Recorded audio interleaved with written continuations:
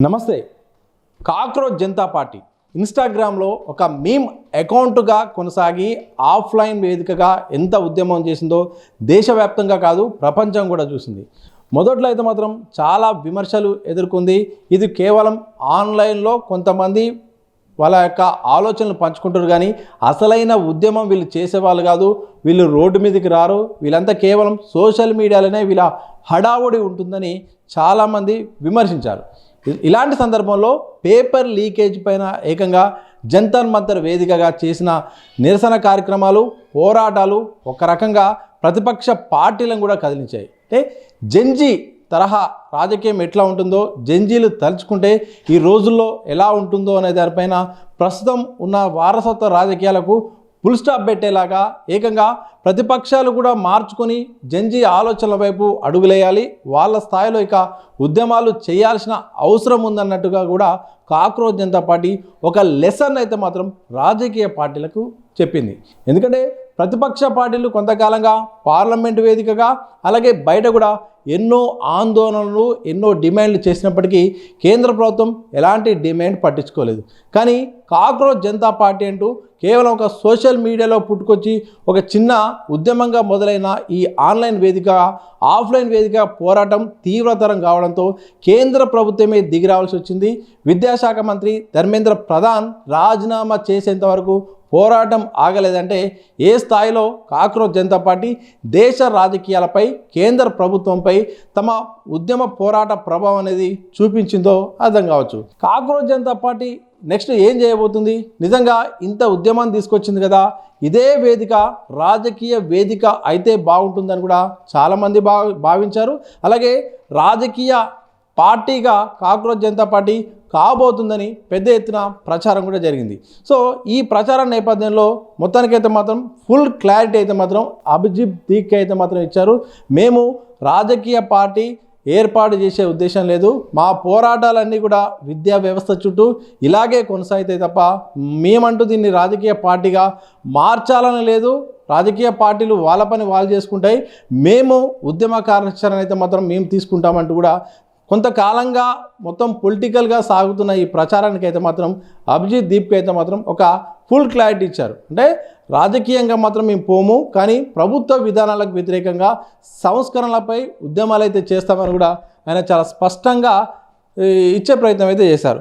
ఏమేమి మాట్లాడారో ఒక్కసారి ఆయన మాటల్లోనే ఒకసారి చూద్దాం. ప్రధానంగా దీప్కే మహారాష్ట్రలోని ఛత్రపతి సంభాజీ నగర్లో నిర్వహించిన పార్టీ వ్యూహాత్మక సమావేశంలో ఆయన పాల్గొన్నారు. అనంతరం మీడియాతో మాట్లాడుతూ దేశంలో ప్రజా సమస్యలు, యువత ఎదుర్కొంటున్న సవాళ్ళపై ప్రభుత్వాలపై ఒత్తిడి తెచ్చే ఒక బలమైన ప్రెజర్ గ్రూప్గానే సీజేపీ కొనసాగుతుందని చెప్పారు. అంటే రాజకీయ పార్టీ పెట్టం, కానీ మా పోరాటం అనేది ఆగదు, అంశాల వారీగా పోరాడతామని కూడా ఆయన చెప్పారు.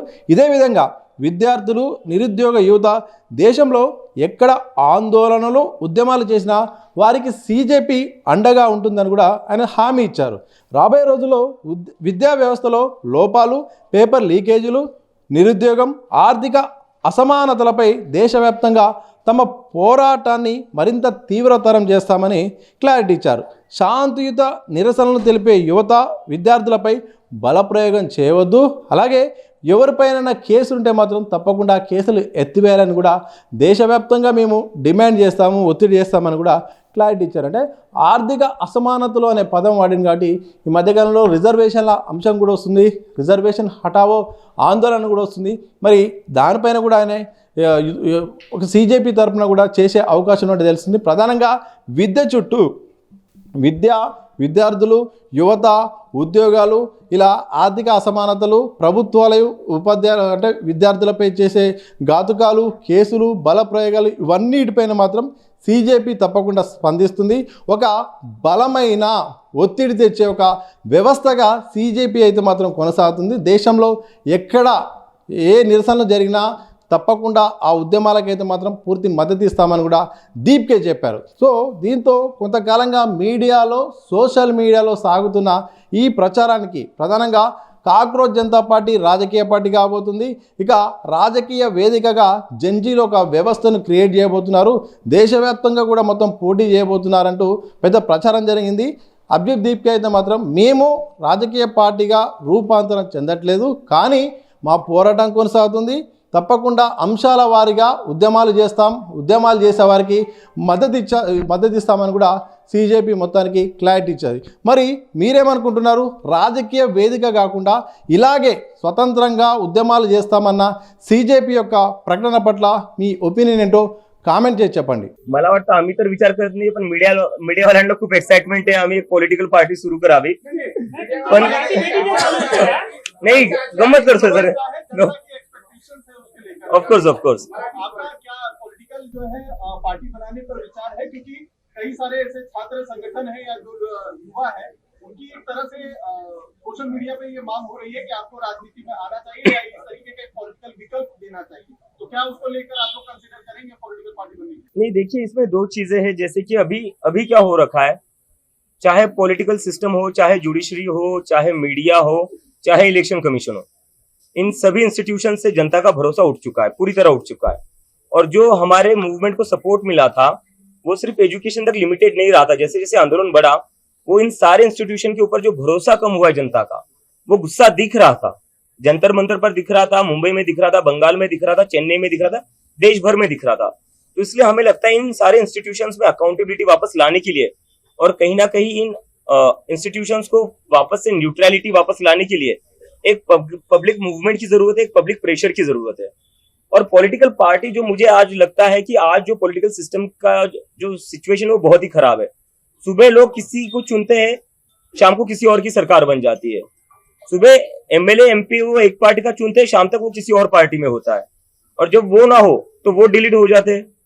और अगर वो भी ना हो तो क्या हो जाता है, अपना जितना भी पार्टियां है उसको तोड़ा जाता है ईडी सीबीआई भेजकर. तो ऐसे सिचुएशन में जनता जो है वो त्रस्त हो चुकी है इन सारी चीजों से. इसलिए हमारी पब्लिक मूवमेंट को इसलिए सपोर्ट मिला क्योंकि सारे लोगों ने अपनी आइडियोलॉजीज के ऊपर उठकर, पॉलिटिकल पार्टीज के ऊपर उठकर एक साथ आए. इस जो भी चीजें हो रही है देश में अभी गलत, जो लोग डेमोक्रेसी को वीक कर रही है, उसके अगेंस्ट एक साथ आए और ये गुस्सा दिखाया लोगों ने कि अब जो है इंडिया में एक पब्लिक मूवमेंट चलेगी, एक सोशल मूवमेंट चलेगी.